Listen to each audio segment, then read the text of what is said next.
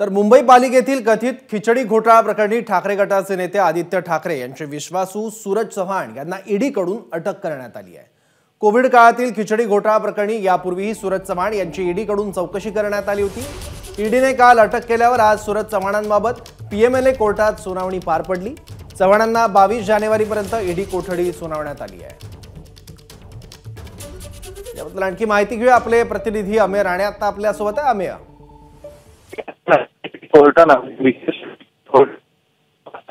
दिवसांची ईडी कोठडी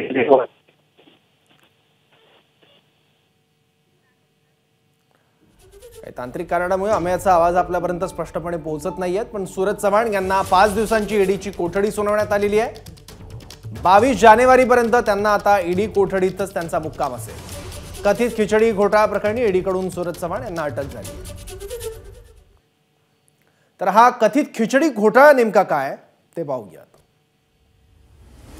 युवा सेनेचे सामान्य कार्यकर्ता ते ठाकरे गटाचे सचिव ते राहिले।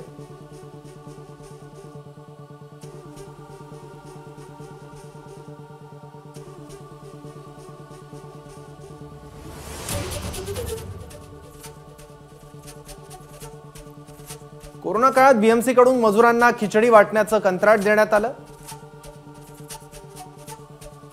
फोर्स वन मल्टी हॉस्पिटॅलिटी कंपनीला 8 कोटी 64 लाखांचं कंत्राट मिळालं।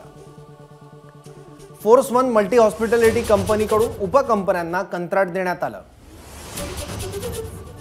फोर्स वन मल्टी हॉस्पिटॅलिटी कंपनीशी सूरज चव्हाणांचा संबंध असल्याचं चौकशीत उघड झालं आणि फोर्स वन मल्टी हॉस्पिटॅलिटी कडून 16 रुपयांनी खिचडीचं एक पॅकेट खरेदी करण्यात आलं। तर बीएमसी कडून एका पॅकेटचे 33 रुपये आकारत असल्याचं उघड झालं। या व्यवहारातून 3 कोटी 64 लाखांचा कंपनीने नफा मिळवला। खिचडी वाटपात भ्रष्टाचार होत असल्याचा किरीट सोमय्या यांनी आरोप केला होता।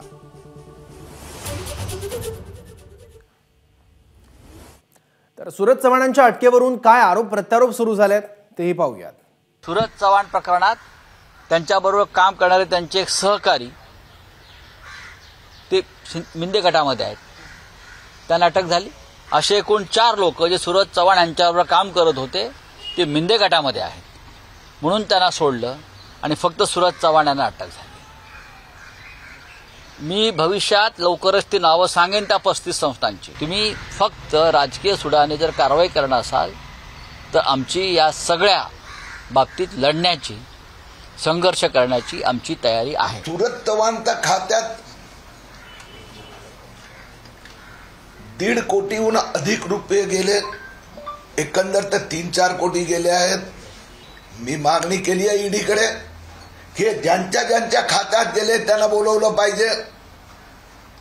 हे पैसे त्यांना कसे मिळाले असे आणखीन पण आहेत, सगळ्यांची चौकशी व्हायला हवी। एबीपी माझा, उघडा डोळे बघा नीट।